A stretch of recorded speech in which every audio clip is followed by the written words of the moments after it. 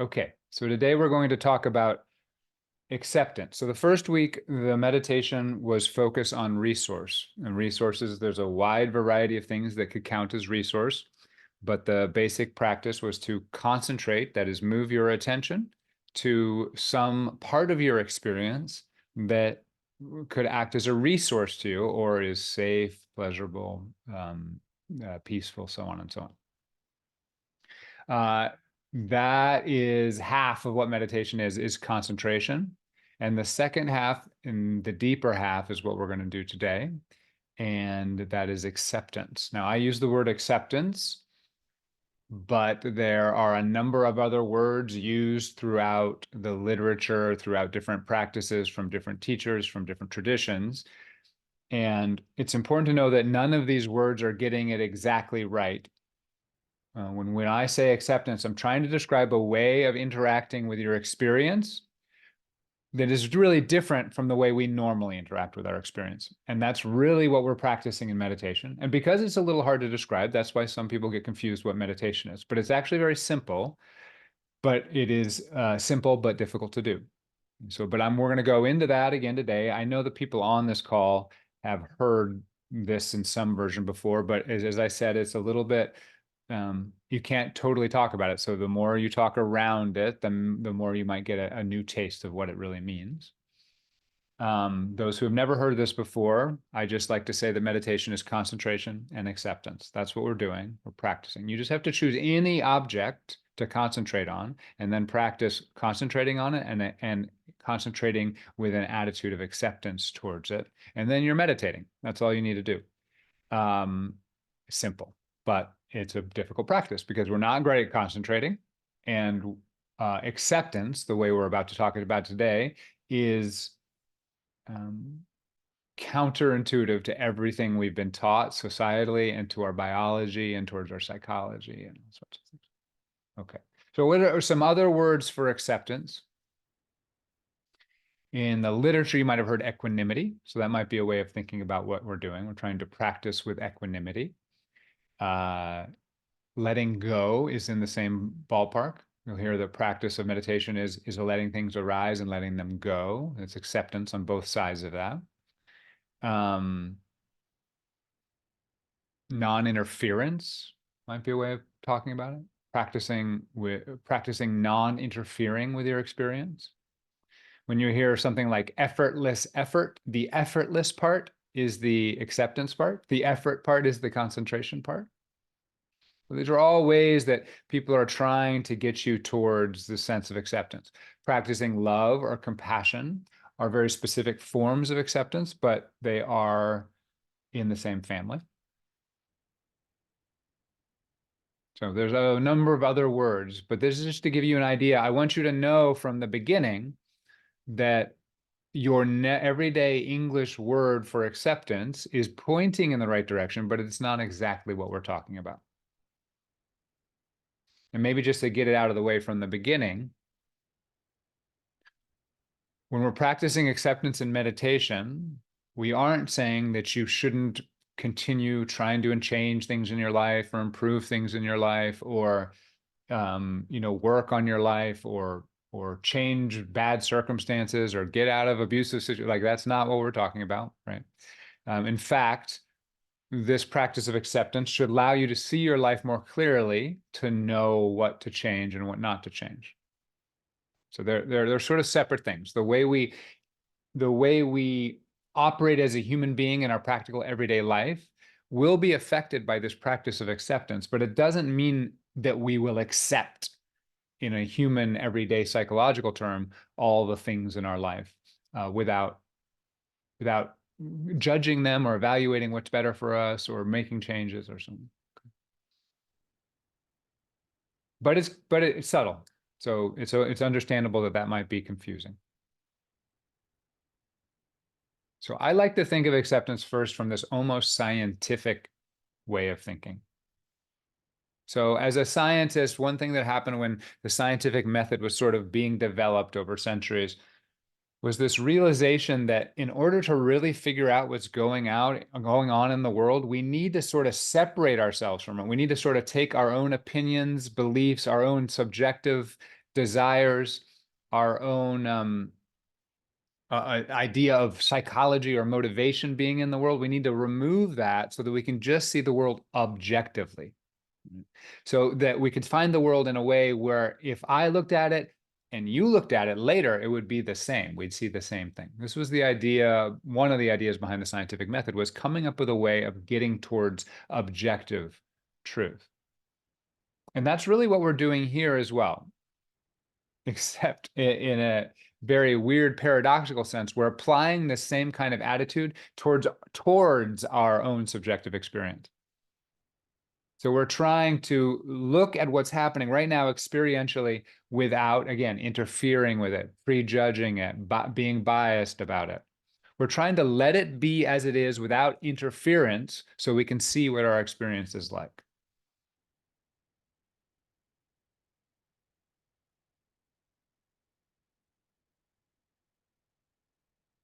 So you just can tune into what it feels like. What happens if I take a little bit of a scientific attitude towards my present experience? And it's really just that first part of the scientific attitude, realizing that I need to step back a second and not insert myself to see what's happening before I do anything else. So if we're focusing on our breath with acceptance, we're going to take a scientific attitude towards it, like a neutral observer. What is the breath actually like in my experience? So one way I put acceptance is seeing things as they are, seeing it as it is. Not as we want it to be, not as we remember it being, not as we think our history, our story about what it is, but as it actually is. Have you ever met somebody after like you haven't seen them for 10 years and you've gone through a whole bunch of changes and you start realizing after a little while that they're still just seeing you as you used to be, right? They have a memory of you, which is understandable, and they're interpreting all your actions and words as if have the same old motivations you used to have, but now you're very different. And maybe you haven't had that experience, or maybe you've had the flip side of it. You meet somebody after 10 years and you realize at a certain point, oh, they're not the same person anymore. And this is what we're always doing, is we're bringing our history and our memory into each moment. This is very useful because then we don't have to relearn everything all the time in a practical sense. But in meditation, we're practicing letting go of all that, right? And saying, okay, what if I didn't know anything? What would this experience be like? This is seeing it as it is without our prejudgments of it. So another term you'll hear in the literature is beginner's mind. So beginner's mind is actually a practice of acceptance, the way I'm using the word acceptance. Okay, so that's the first place I want you to start. So, and you can see how that notion of acceptance doesn't have anything about accepting bad things in your life and not changing them, right? It's not really bad. It's just seeing what things are. And if you actually understand that acceptance is largely seeing things as they are, you'll see how actually accepting makes it easier for you to change your life, to make improvements in your life, because you have to see it as it is first and let go of your old ideas so that you can see what's actually there. If you want to solve a puzzle, first you have to see the elements of the puzzle. Okay. Now, that's not what meditation is about. It's not about solving puzzles, and it's not about fixing your life, and it's not about any of that. That's not what the meditation is about, but it will serve that purpose. Okay, it can help you in that way. Meditation is about practicing that pure moment of acceptance.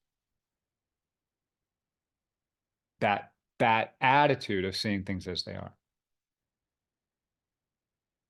Okay, so let's get into why am I using the word acceptance? You might think seeing things as they are and accepting are not the same. Hopefully you can see how a scientist has to let go of his or her pre-existing beliefs, right? So they have to accept that the world may not be the way their theories are, right? It may not be that Zeus is in the tree, and that's why it lit. I'm making up a weird theory, right? You have to let go of your pre-existing stories to see what's actually there. But a more pure way of seeing why the word acceptance is really useful here is as you start to meditate, you'll realize, as you start to get more clear about what's here right now, as you start to see what your experience is made of, you'll find that one of the primary elements of your experience is that you're constantly fighting with your experience. One of the primary constituents of your everyday experience is that you are trying to change your everyday experience. Whatever experience you're having, if it's got some negative part, you're trying to get rid of that, try to get away from it, make it go away, hold on until it's gone, right? If it's got some positive part, you're trying to hold on to that, figure out a way to make the future have more of that. So what you'll find as you start to accept, as you start to see, you take this scientific attitude towards your present experience, is that there's always this key element that is in struggle. This is the mind or the ego, the mind body, the mind heart, however you want to talk about it. This is one element of how we appear as beings in this world, is that we are constantly in negotiation, is a gentle way of putting it, or battle with the world. And so when we're practicing acceptance, we're practicing letting go of that battle. Because it's really hard to see what's actually there if you've already decided you have to get rid of it. Or it's really hard to see what's really there if you've already decided this is not good enough, I need that over there. So to see what's here requires you putting down that struggle for a second. So you can see this is a little bit circular, right? When as we start to see what's there, we see there's this struggle. And then we realize that struggle is getting in the way of us seeing what's actually there. Seeing what our life is actually like, what it's actually made of, what the experience would actually be like if I didn't prejudge it. So this is the deeper way of thinking about acceptance. It's a practice of non-resistance.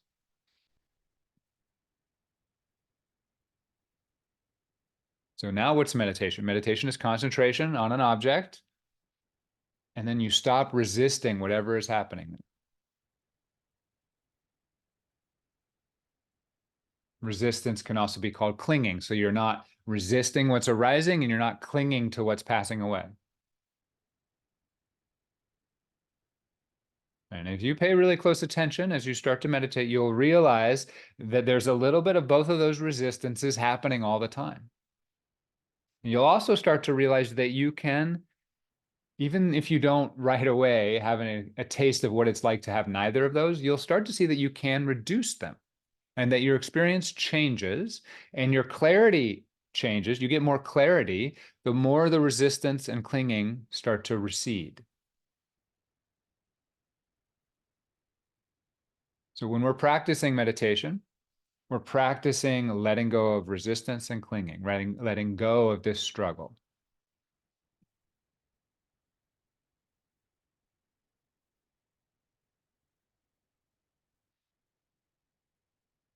Now, there's a paradoxical element of this as well, because your clinging and struggle is part of your experience. So we need to accept that as well. So when we say letting go is actually a form of acceptance. Letting go does not mean get rid of or do not have. So if I say let go of your sadness in a meditative sense, that in your normal everyday language, you might think that means stop being sad, right? And that's probably how people mean it every day. But when we mean that, when we're talking spiritually or meditatively, when I say let go of your sadness, I mean let it be as it is. Let it be as it is. You'll notice that sadness, whatever experience you're having, but sadness will rise and fall. That means when I say let go of your sadness, it will be to let it change and go, because eventually it will. But it will also mean to let it get bigger and more intense, because that might be what happens first. So letting go of control. So letting go of resistance, letting go of control, another way of thinking about it. So when this is another way of thinking, we're sitting down to meditate, what are we doing? We're going to control one thing, which is our attention, and then we're going to let go of controlling anything else. Now, the actual deepest practice of meditation is to let go of all control, even your attention. And we'll get to that during these 10 foundational meditations. But at first, you have to control something because we only know how to control. That's all we know what to do. So you control just your attention, and then you try to let go of every other sense of control. I'm going to attend to this breath, and I'm not going to control it at all.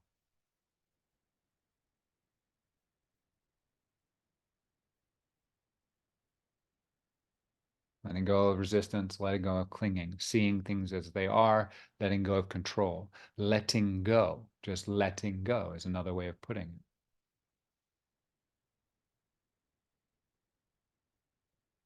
Remembering that letting go does not mean getting rid of. Letting go does not mean do not have. Like letting go of resistance does not mean do not have resistance. It means let go of the resistance. You'll have a sense of resistance arising. Let go of it. Don't get involved in it. Don't get lost inside of it. See what that resistance experience is like. Let go of it. Do not identify with it. That's another way of putting what acceptance is and letting go is. Let go of control.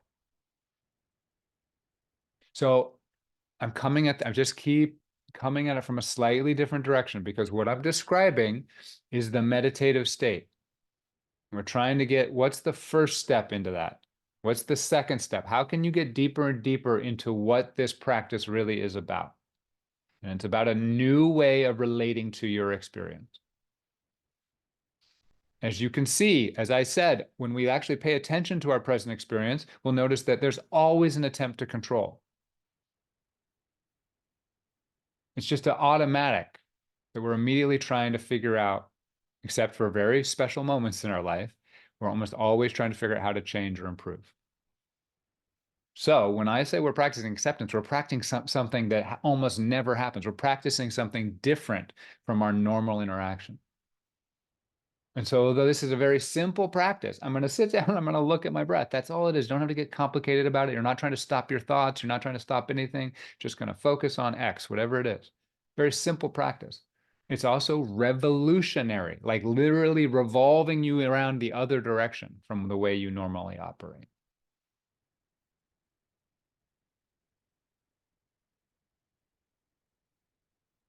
Okay, so before we attempt to control, before we attempt to struggle or resist or grab, there's actually something that happens before that we'll start to notice. And that's the first level of that might be judgment, right? So we judge things as good or bad. So acceptance is letting go of judgment as well. So it's letting go of that initial reaction towards positive or negative. And actually, there's layers to this. And Buddhism has a whole series of layers to this. I'll just talk about two here. Judgment as like a mental judgment. I'll talk about three. Mental judgment. Your mind goes, that's not good. That is good. I want that. I don't want that, right? Your mind says that. It's a kind of judgment of some part of your experience. So when we practice sitting down in meditation, we're practicing letting go of those mental judgments, those immediate evaluations. Again, letting go does not mean do not have, does not mean don't judge. It means let go of the judgment. As you see a judgment come up, that's okay. Let it go. It's going to go away in a second. Nothing stays forever. Let it change into whatever it's going to change into. Don't get stuck in it. Be awake to it. So always go back. Letting go is a form of acceptance. Acceptance is a form of seeing things as they are. When I say let go of your judgment, I mean accept that judgment. See it as it is.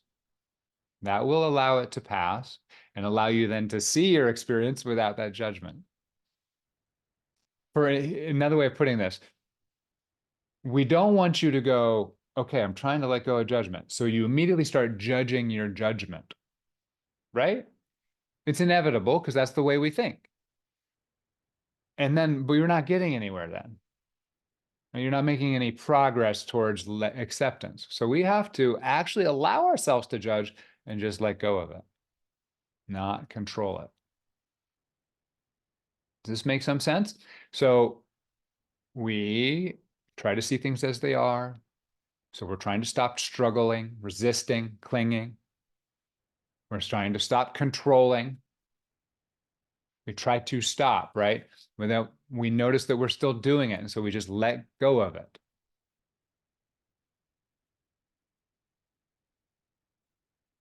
So we let go of control, we let go of judgment.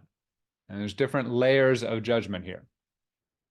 So there's then like an emotional reaction, right? The mind might not even necessarily be saying that's good or bad, but there's like an emotional reaction that can happen. So we let go of that as well. Letting go of them does not mean getting rid of. We become awake to the fact that when that person comes in the room, even though in my mind I'm saying they're a good person, my heart is going, I don't like this, right? Or something. Right? There's an emotional reaction that could be separate from the mental one or a physical reaction. I'm not going to go through that for very long. You could see how there's different ways that we immediately judge good or bad in our experience. And if you look very, very closely, you spend some time getting really familiar with your experience, you'll notice that there's a primary plus minus thing that happens. It's very small, but it begins almost immediately after experiencing something. It immediately goes through a filter in your brain and goes, in the brain goes, is that a plus or is that a minus? Or is it a neutral? If it's a neutral, we just sort of ignore it.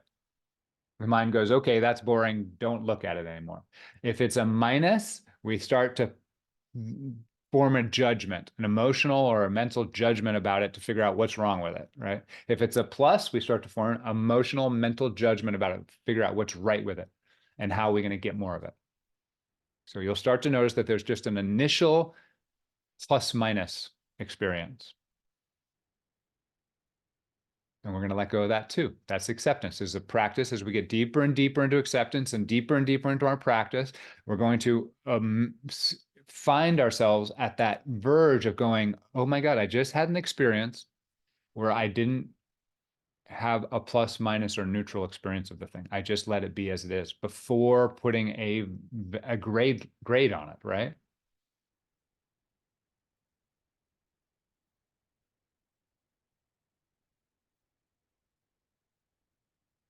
Sometimes I think of this in terms of like human attractiveness because we're so oriented towards that. Now it's more true when we're younger.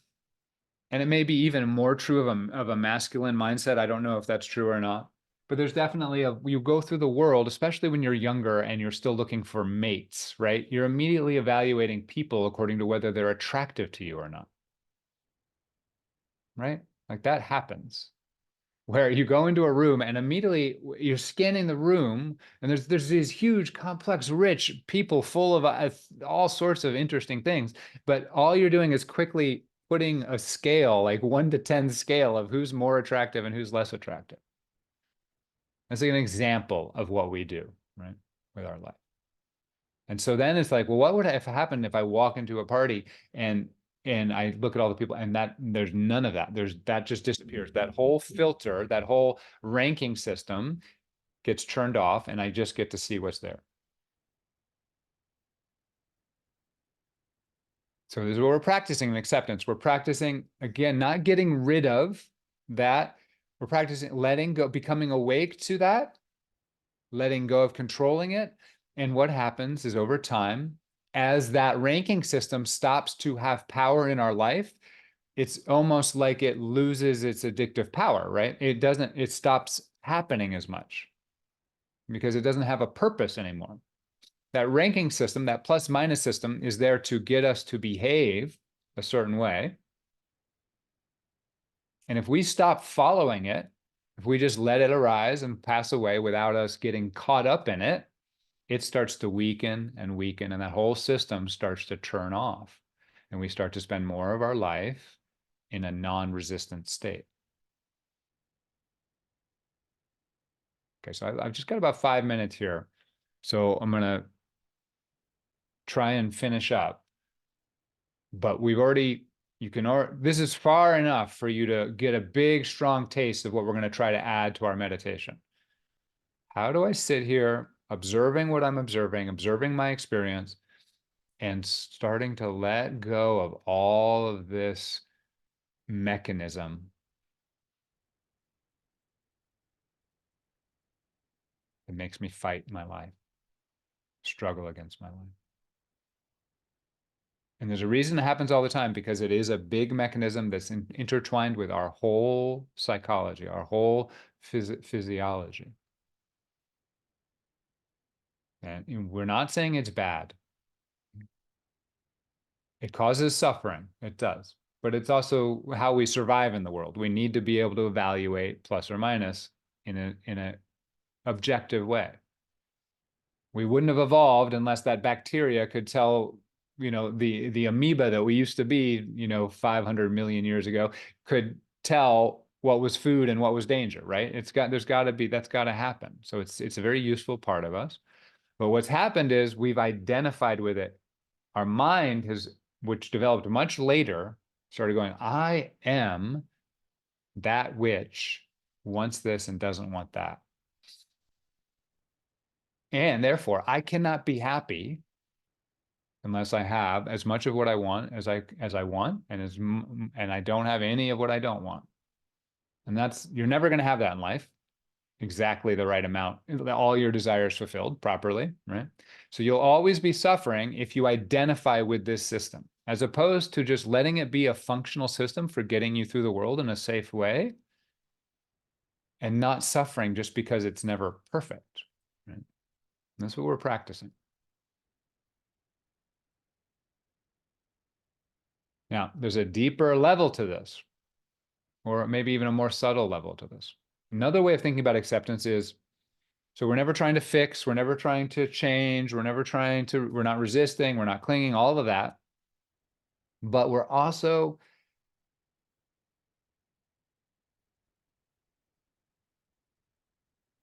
not trying to figure it out.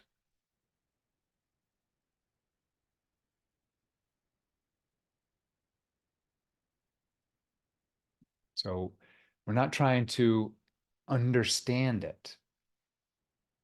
This is a little more subtle. You might not think it's related to acceptance, but it is. It's related to what we're talking about as acceptance. Because when we're trying to figure it out, we're starting to interfere with it. Now, this is something that physics eventually learned when they went into when quantum mechanics came up. It was like, oh, we have to be really careful how we try to figure something out, because when we start to figure certain things out, we start to interfere with the experience. Now, that's not true of all science, but that sort of is true of quantum mechanics, but it's definitely true of this science of meditation, of the science of experiencing yourself, because the second you try to figure out something, you're changing your experience. The second you try to put your experience in boxes and categorize it or conceptualize it, you are changing your experience.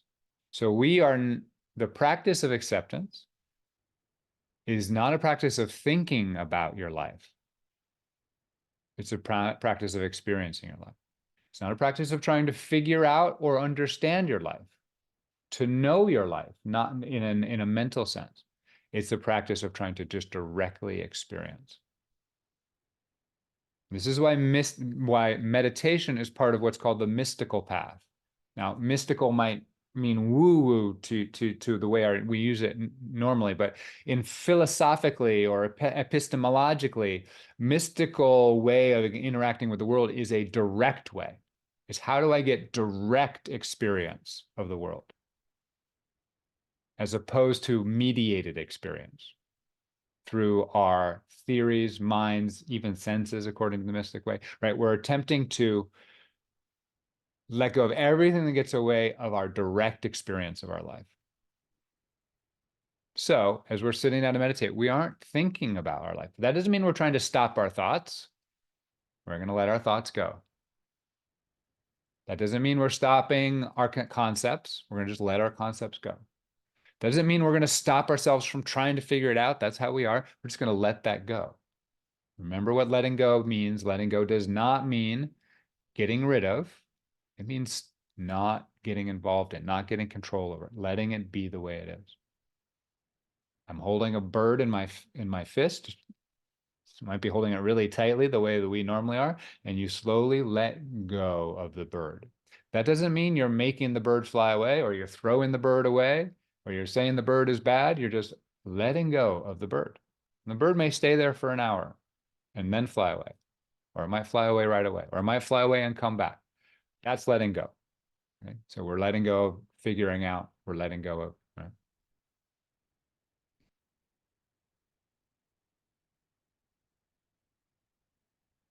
Okay, so finally, I just want to talk about, there's a wisdom here in relating the foundational meditation number 1 and foundational meditation number 2.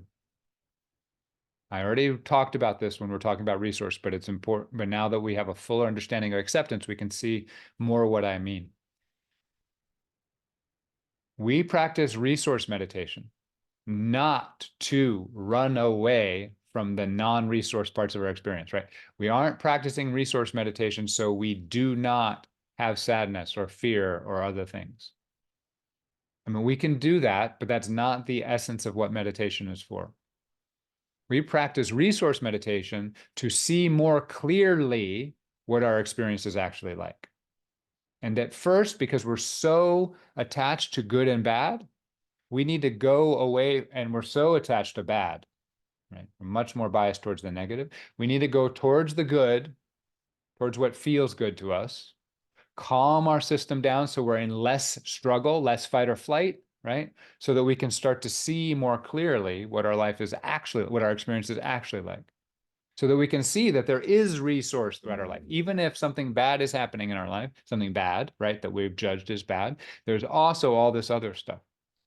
So we're going to resource meditation not to avoid anything. We're still a practice of acceptance, but we need a broader understanding of our life so that we can get into acceptance. If you think you're constantly in danger, you cannot practice anything of what I've talked about in the last 30 minutes. Because at danger, it's going to go right down into your gut before you have any chance of doing any letting go. It's going to be like, no, get off this cliff right away, right? So we have to practice to tell our body that we're not in danger right now, really get it grounded in that so that we can see more clearly what our experience is actually like. And then, so the practice of acceptance is not necessarily immediately to go as deep into your most difficult stuff as possible, right? That's not really what we're saying. That's not what we're saying at all, in fact. It turns out to be a big part of why meditation is transformative, because at a certain point, you will be meditating and you will be letting go of deep fears and deep pain. That will be happening. But that is not the goal of most of our meditative practices. That is a side effect of seeing things more as they are, of practicing acceptance. The more acceptance we get comfortable with, the more it allows some difficult things in our life to come up and be healed. But remember, the only goals in meditation is that I sit down and I'm going to concentrate on something. That's a goal, trying to stay focused on something. And we'll see that that can be a wide variety of things. And then I'm just going to keep practicing this non-interference attitude, this accepting attitude towards whatever I'm focused on. Keep practicing, and then you can see how acceptance, non-acceptance, is built into our very fibers. So as we let go of it, we're unwinding it from our whole being slowly. It's got to take time to drain from all our habits, the habit of fighting and struggling against everything.